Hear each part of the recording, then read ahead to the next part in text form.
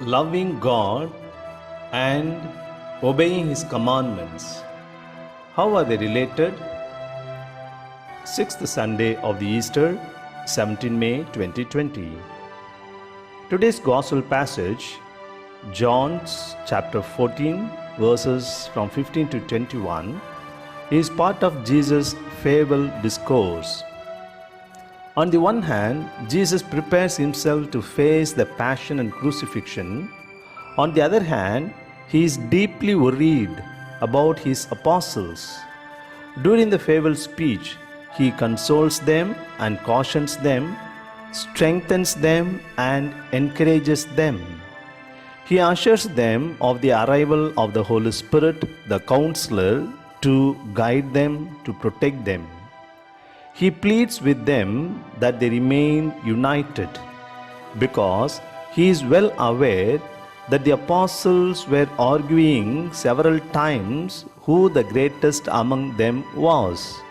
Now that he would soon be gone from them, they might also object Peter's leadership, as he would soon be denying Jesus. There would certainly be commotion and division among them. Realizing this possible danger, Jesus repeatedly insists upon the unity among them. He invites them to live by His commandments if they truly love Him. He makes it clear to them, "If you love me, keep my commandments." Now let's reflect upon these words. If you love me, keep my commandments. Some questions naturally do arise here. What is the connection between loving Jesus and keeping His commandments? Can't we love Him without obeying His commandments? What type of love He is referring to? Further, what are His commandments? Where are they given and how to find them? Let's try to reflect to find some clarifications for these questions. Though God gave only 10 commandments to Moses, by the time of Jesus, the Jews had developed about 613 commandments out of them, of which 248 are positive ones of commission and 365 are prohibitions. Everything became more legalistic and ritualistic. Jesus wants to make it clear that love is the only one commandment.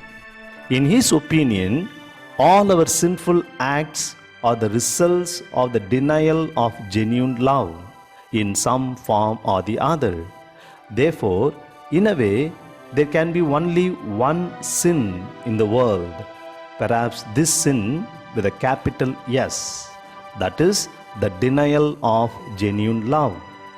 That is why when Jesus was asked about the most important and the basic commandment of all, He firmly declares that the most important one is, as we find in Mark 12:30, love the Lord your God with all your heart and with all your soul and with all your mind and with all your strength.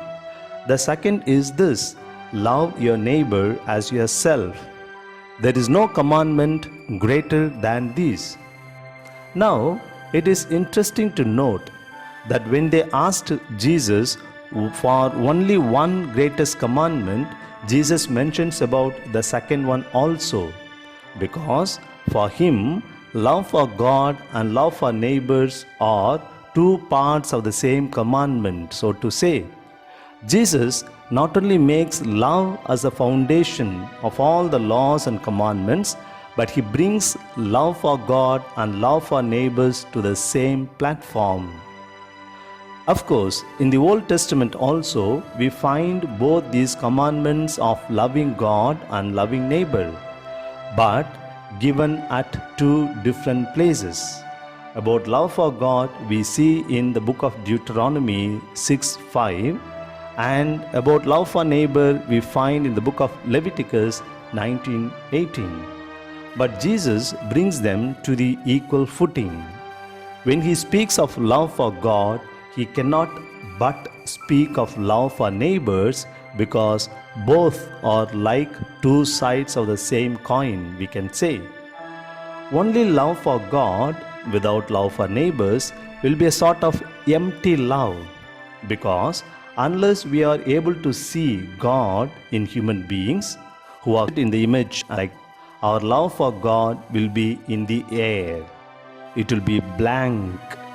It may even be dangerous, as it might lead to religious fanaticism. Similarly, only love for neighbors will be without proper basis, because unless we have God as our common parent, we cannot meaningfully call one another as our brothers and sisters. In that case, our love for neighbors will be a sort of bargaining love. Now let us see what type of love that Jesus speaks about.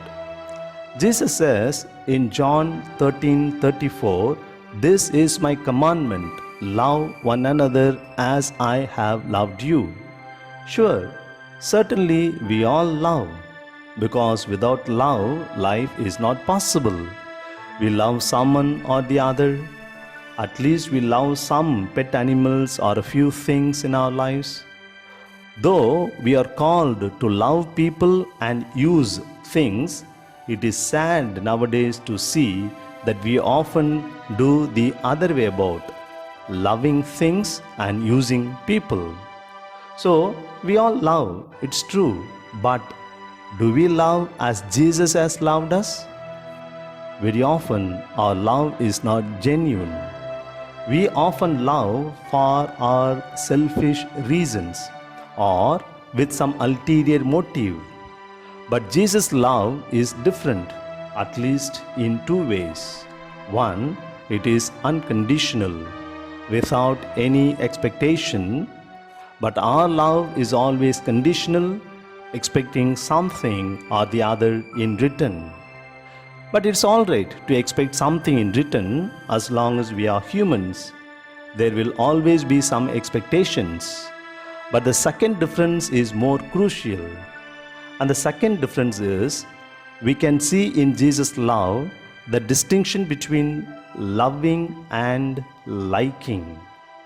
Often we make this mistake of equating loving to liking. But actually, love goes beyond one's likes and dislikes.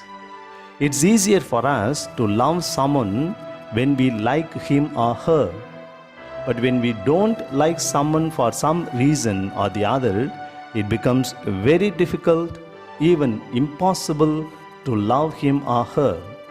But Jesus does not do that. Even if he does not like someone, he still loves him or her. He may not like many things in me, but still he loves me. So he invites us also to love people even if you don't like them. Now the next question is, where to find God's commandments? It's very simple.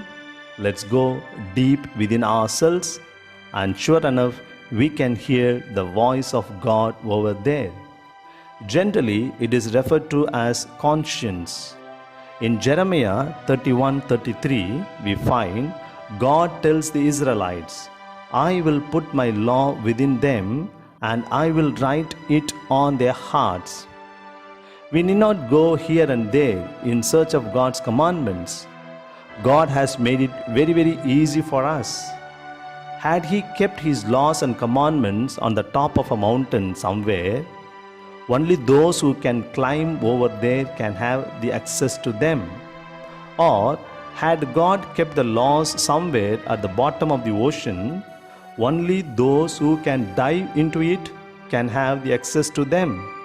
But God has written on our hearts, and all that we need to do is just go deep within our hearts and listen to God's voice.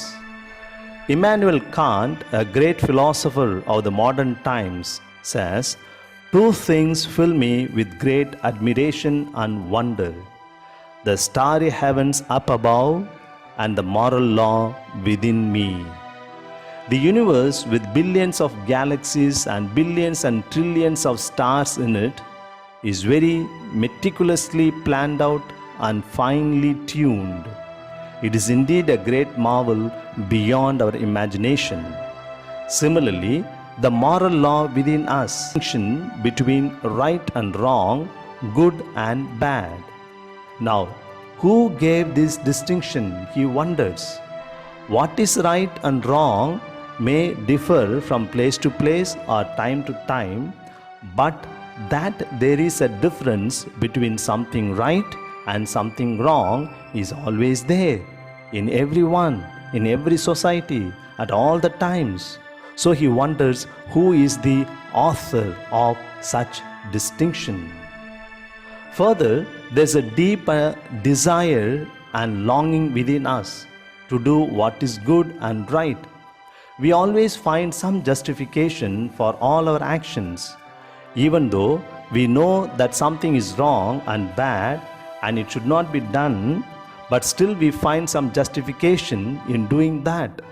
For instance, when a man goes to rob a bank, he very well knows it is wrong to rob it, but he justifies his action that he has no money, but people have excess money to put it in the bank, and the society has a duty to feed him, and therefore he has a right to take that money. Because he justifies his action of robbing, he goes ahead to rob the bank. He may be wrong in the justification, obviously he is wrong, but that is why we must always be careful and cautious about our justification. Now the final question, is it not possible to love God without obeying His commandments? When we say we love God, it's quite natural that He expects us to obey His commandments, because His commandment itself is nothing but love.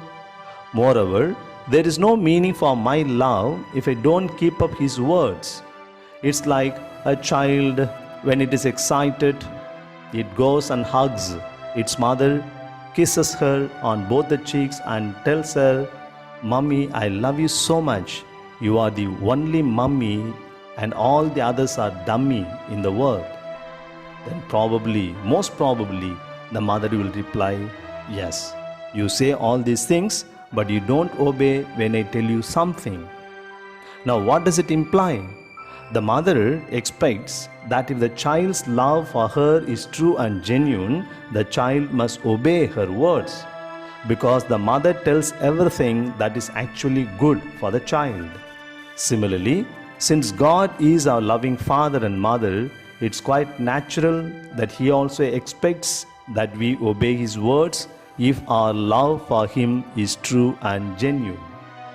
With all this, it's clear that loving God and obeying His commandments are just two sides of the same coin, because the commandment itself is about love, and there cannot be any true love if you don't obey His commandments.